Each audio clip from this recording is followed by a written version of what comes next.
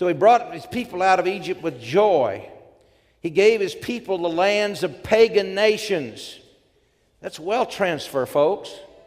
He gave them the lands of the wicked. You remember when he gave them the promised land? They did have to fight to take it, but when they did what he told them to do, they were totally successful every time, and there was not one casualty among them, ever, when they did what he told them to do. Because God doesn't mean us to win a few and lose a few. But understand, they had built houses, they had built cities, they had built vineyards, they had built olive yards, they had flocks and herds. It was called a land flowing with milk and honey, and God had the wicked prepare it for his people. Do you understand what I just said? God had the wicked prepare it for his people. Now the wicked could have repented, and they could have gotten what God's people have gotten any time, just like today.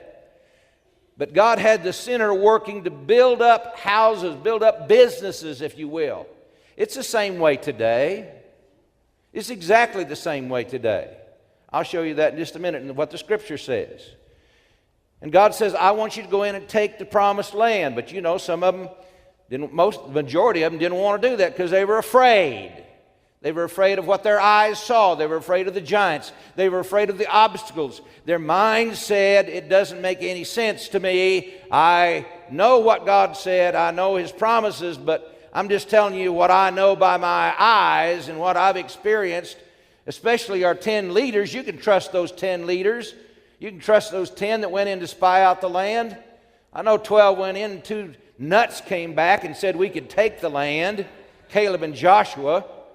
Those religious fanatics, they're ready to go fight the whole bunch of them alone. But our 10 leaders said, we can't do it. Yeah, I know what God said, but I know what our 10 leaders said, and I'm afraid of those giants. You know the story. It's not any different today.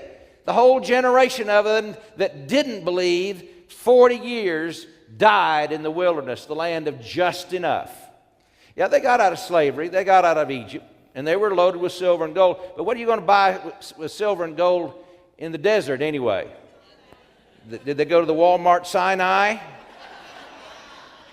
I don't think so. Their clothes didn't wear out. They had just enough. I mean, they had manna and quail. They had all those. They had just enough, didn't they? But God said, I don't want to leave you in the land of just enough. I want to take you into the land of more than enough. I want you to inherit what the wicked have piled up together to give into your hands.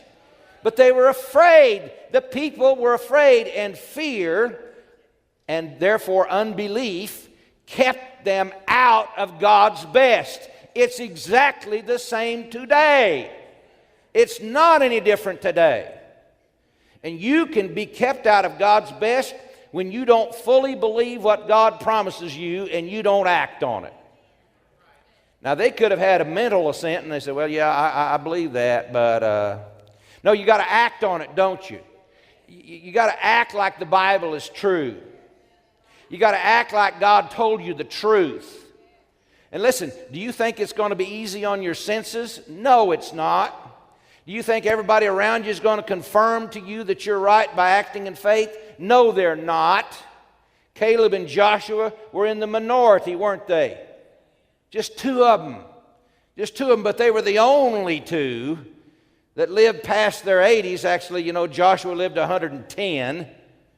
They were the only 2 that went into the promised land and inherited the promises. The unbelief around you may hold you back for a while. But if you don't give up, even if it is 40 years, you'll inherit what God has said is yours.